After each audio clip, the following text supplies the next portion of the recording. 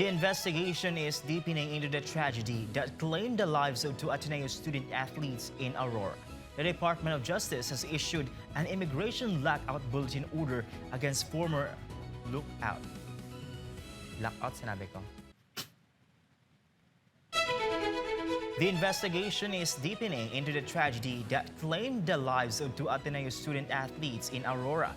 The Department of Justice has issued an immigration lookout bulletin order against former Ateneo men's basketball coach Tab Baldwin and 4 other team officials. Carla Abellana reports.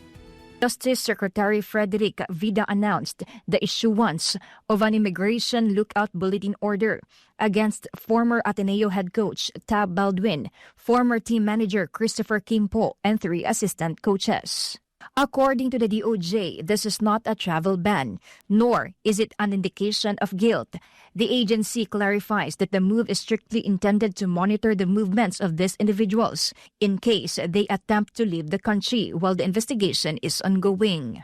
Let me emphasize that an ILBO is a monitoring mechanism. It is intended to alert authorities should the subjects attempt to travel abroad while the investigation is ongoing. It is not by itself a restriction on travel nor a finding of liability. Beyond these individual officials, the DOJ is now centering its investigation on Ateneo de Manila University itself. Secretary Vida says they are scrutinizing whether there was a failure in supervision and safety management, given that this was a university-sponsored activity. So tinitingnan po natin. Of course, titingnan kung yung liability. Liability ng eskwelahan, liability nung involved, liability ng coach. Sino bang involved dun sa activity? May kapabayaan ba? Meron bang direkta na aksyon? Meron bang active o meron bang pagkukulang sa dapat ay pag-iingat na ginawa niya? The Justice Secretary also reminded educational institutions about the legal concept of substitute parental authority. Under this principle, schools bear a legal obligation to ensure the safety of students while they are under their supervision. Tandaan natin sa mga eskwelahan o educational institutions, pag inihatid mo yung anak mo, diba, sa school, may mga anak ako, diba?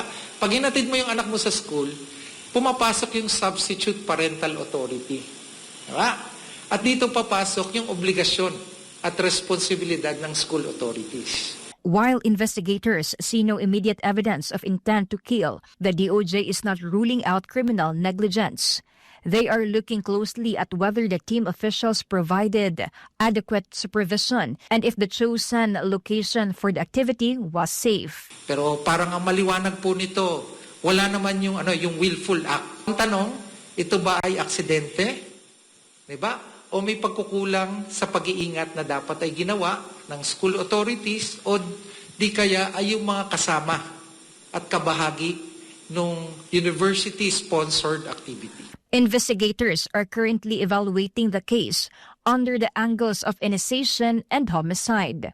However, the DOJ maintains that the final pieces of evidence will determine whether this was a case of pure negligence or if a heavier criminal liability applies.